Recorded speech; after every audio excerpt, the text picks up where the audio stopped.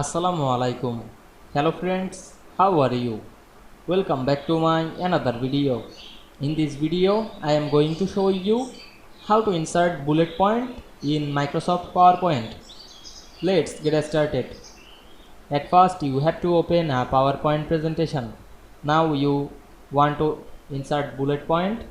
At first, go to home menu, then select the new slide option. Now I am create a blank slide.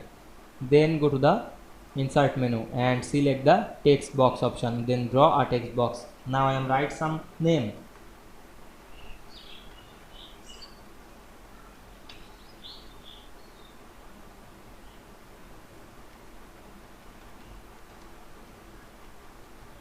Now you want to add bullet point to this text. At first, select the text, click and drag on our mouse, then go back the home menu and we can see here the bullet point. You can add more than bullet. Now I am select this bullet point, then increase the size to see better. Now we can see we add bullet point very easily.